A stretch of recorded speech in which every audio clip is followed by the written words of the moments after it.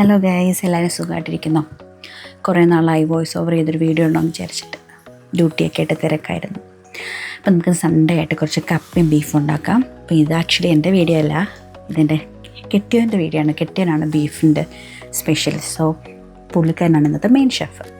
അപ്പം നമ്മൾ ബീഫൊക്കെ അരിഞ്ഞു. ഇനി നമുക്ക് കഴുകി അരിഞ്ഞ ബീഫിലോട്ട് കുറച്ച് മസാല തേക്കാനായിട്ട് കുറച്ച് പൊടികൾ, പുള്ളിക്കാരൻ അങ്ങനെയാണ് ചെയ്യുന്നത് എപ്പോഴും.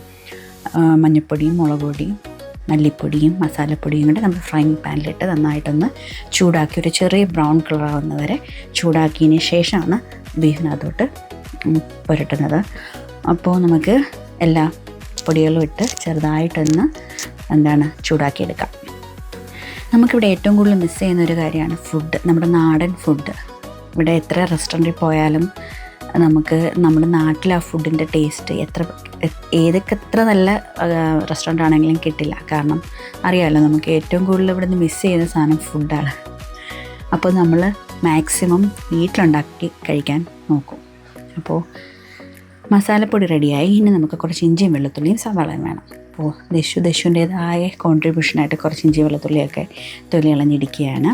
ഞാൻ കുറച്ച് സവാളയൊക്കെ അരിഞ്ഞു വെച്ചു. അപ്പം നമുക്ക് നമ്മുടെ കല്ലിലിട്ട് കുറച്ച് ഇഞ്ചി ഇടിച്ചെടുക്കാം. ഇഞ്ചി വെളുത്തുള്ളിയും ചതച്ചിടുന്നതിനാണ് ടേസ്റ്റ് കൂടുതലെന്നാണ് എൻ്റെ കെട്ടിയവൻ പറയുന്നത്. അതുകൊണ്ട് ജിഞ്ചർ ഗാർലിക് പേസ്റ്റ് അങ്ങനെ പുള്ളി യൂസ് ചെയ്യാറില്ല. അപ്പോൾ നമുക്ക് നല്ലതായിട്ടത് ചതച്ചെടുക്കാം. ഒത്തിരി അങ്ങ് അരഞ്ഞു പോകാതെ ചതച്ചെടുത്താൽ കുറച്ച് ടേസ്റ്റാണ്. അപ്പോൾ ഇഞ്ചി വെളുത്തുള്ളി പേസ്റ്റ് റെഡി ആയിട്ടുണ്ട്.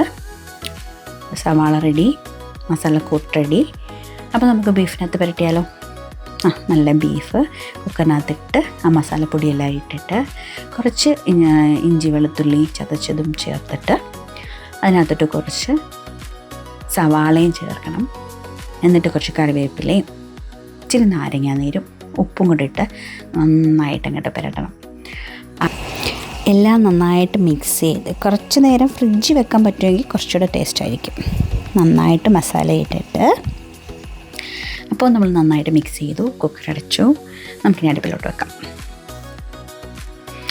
അടുപ്പ് കത്തിച്ച് അടുപ്പിലോട്ട് വെച്ച് വിസിലൊക്കെ ഇട്ട് നമുക്ക് ബീഫിന് വേണ്ടി വെയിറ്റ് ചെയ്യാം.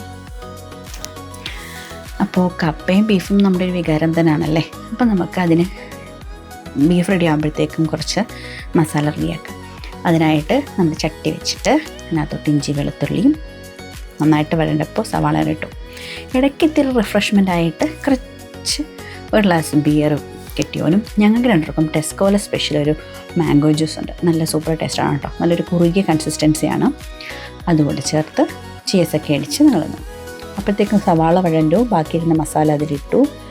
അതൊന്ന് കറുത്ത് വന്നപ്പോഴത്തേക്കും കുറച്ച് തേങ്ങാക്കൊത്തൊക്കെ ഇട്ടു. അതിനുശേഷം നമ്മുടെ വെന്ത ബീഫ് അതിനകത്തോട്ട് ഒഴിച്ചു. കുറച്ച് കുരുമുളക് പൊടി ഇട്ടു. ഇനി നമുക്ക് കപ്പയിലോട്ട് പോകാം.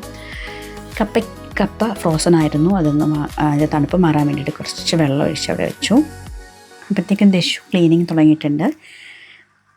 എല്ലായിടവും വാക്വം ചെയ്യാമെന്നുള്ള വാഗ്ദാനത്താൽ എല്ലാം കുട്ടി ചെയ്യുകയാണ്, പാവം. അപ്പോഴത്തേക്കും നമ്മുടെ കറി നന്നായിട്ട് വെന്ത് വരുന്നുണ്ട്. നല്ല ഒരു സെറ്റായി വരുന്നപ്പോഴത്തേക്കും കുറച്ച് നമ്മൾ മല്ലി ഇലയെല്ലാം ഇട്ടു. നമുക്കിനി കപ്പയ്ക്ക് വേണ്ടിയിട്ട് കുറച്ച് തേങ്ങ ചതച്ചെടുക്കാം. തേങ്ങയും പച്ചമുളകും ജീരകവും വെളുത്തുള്ളിയായിട്ട് നന്നായിട്ട് ചതച്ചെടുക്കുക. അരയ്ക്കുന്നതിനേക്കാളും ഞങ്ങൾക്കിവിടെ കൂടുതൽ ഇഷ്ടം ചതച്ച് കപ്പയ്ക്കകത്ത് ഇടുന്നതാണ്. ബീഫും കപ്പയും സെറ്റാവുന്ന സമയം കൊണ്ട് അപ്പനും മോളും ടി വിയിൽ എന്തോ ക്രിക്കറ്റ് കണ്ട് കാണുകയാണ്. നമുക്കപ്പോഴത്തേക്കും നമ്മുടെ കപ്പ കടുവറക്കാം.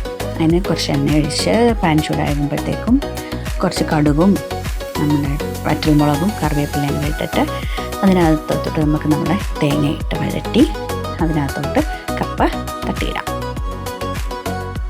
അപ്പോൾ നമ്മൾ കപ്പയും ബീഫും ഇവിടെ റെഡിയാകുന്നു. രണ്ടുപേരുടെ അപ്പുറത്ത് വിശന്നിരിപ്പുണ്ട്. അതിനിടയ്ക്ക് ടേസ്റ്റ് നോക്കാൻ വരുന്നുണ്ട് കേട്ടോ. ഞങ്ങളുടെ ടെസ്റ്റർ അവളാണ്. കൊള്ളാം എന്നാണ് അവൾ പറഞ്ഞത്. മുഖത്ത് ശരിയൊക്കെ ഉണ്ട്. എന്നെ കളിയാക്കിയാണോന്ന് അറിയത്തില്ല. ഇനി നമുക്ക് കപ്പയും ബീഫും കുറച്ച് ചോറും പിന്നെ എനിക്ക് ഭയങ്കര ഇഷ്ടമാണ് പത്തിരി.